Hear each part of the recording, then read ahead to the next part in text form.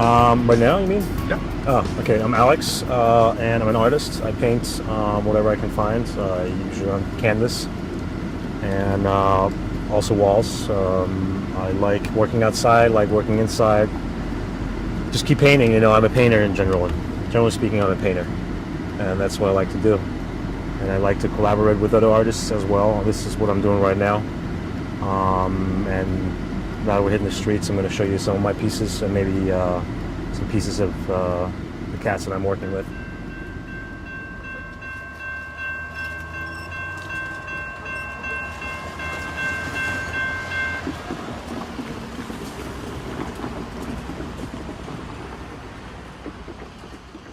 I just paint, and wherever I can get a gig, I grab it. It's really hard here in Sacramento to, actually live off art. It's hard anywhere. And here especially, it's harder, I would think. But whatever I can get, I try my best to fulfill the customer's wishes. All right. And this is your piece. Can you tell me a little bit about this here?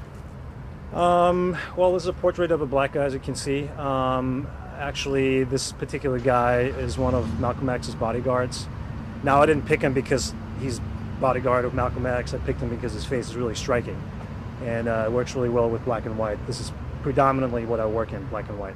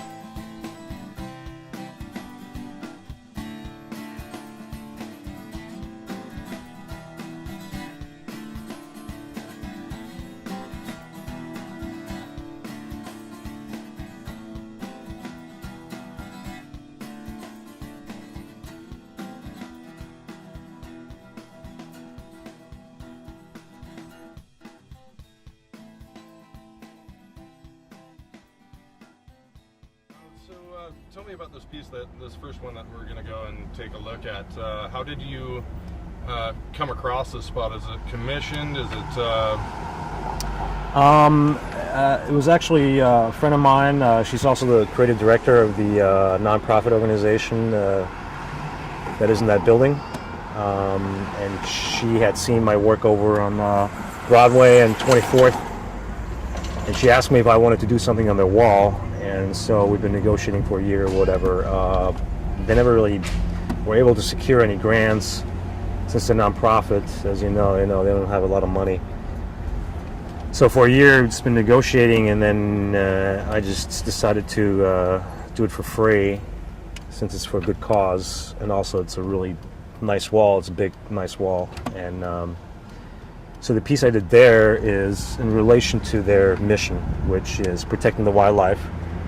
And when we drive up, you'll see what it's about.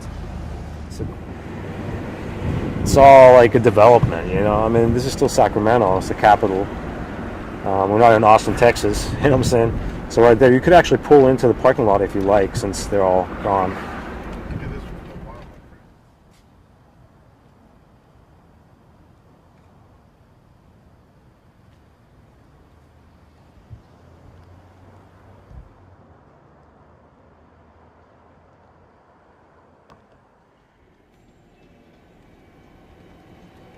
Yeah, so there it is.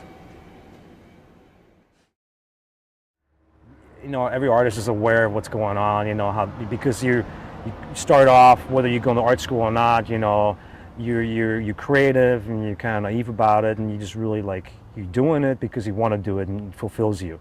And then you realize, okay, well, if you're on your own, you got to pay your bills. And then you get into, well, I have to sell this. And even other artists who are being approached by people from the business, and they will say, well, we like this thing, we like this line there. Mm-hmm. Immediately they will already merchandise your art, and they say, well, you painted this one pretty lady, I want 12 pretty ladies, and we have a solo show with you.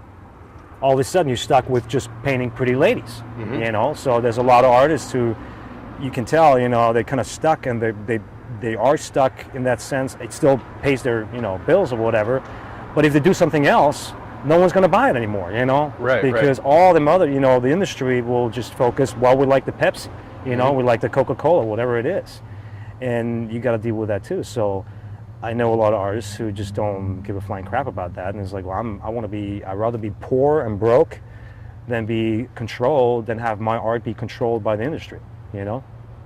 Gotcha. It's like in Hollywood, the same thing, you know, independent movie making, whatever it is, you know. Well, you're doing like action flicks, or you're getting into 3D animation. Well, everyone has to do 3D animation now, because that's how you make your money. Exactly. But then that's oversaturated. Now they're going back into, let's do alternative animation. You know, then you go back to stop animation. You go back to old school. You know, just to differentiate yourself, so you're not being lumped together with the mainstream. You know, I mean, Shepard Fairey in that sense is totally mainstream. You know, and there's nothing wrong with, like, you know, doing commercial business. You know, and actually doing you know, artwork or being creative for Mercedes or whatever it is. It's all like a decision that you have to make for yourself. Let's touch on that a little bit. With this style of art, is there reason to worry and keep your identity secret? No, it has nothing to do with identity, since it's all legit. It's nothing's illegal really, because we always go out and ask the business owners or whoever is, you know, living in the buildings, you know, the walls that we want to do. We always go in and check with them, and then we get the okay, preferably by the owners. And then we just go into the wall. All right. So what was the inspiration for this specific piece? So this whole piece came about when I entered the competition. The nonprofit organization Valley Vision that lives in this building, you know, they put on a competition to put something on the wall, and their theme was the Sacramento Valley and its diversity, and you could choose either the past, the future, the present. And so it was like dozens of artists who took part in this, and I won the competition. I picked the past.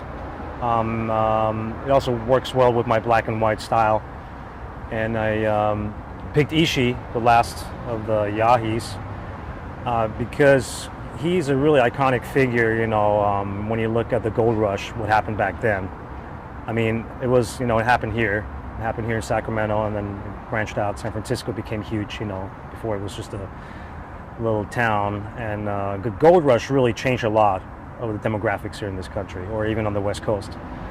And I thought, you know, he would be very representational for how one diversity, you know, came in and took over another diversity that already existed here. I mean, there was hundreds of tribes that lived in this area, and with the Europeans moving westward, it was definitely a clash, a cultural clash that happened. And I thought he was pretty symbolic figure, you know, representing that clash.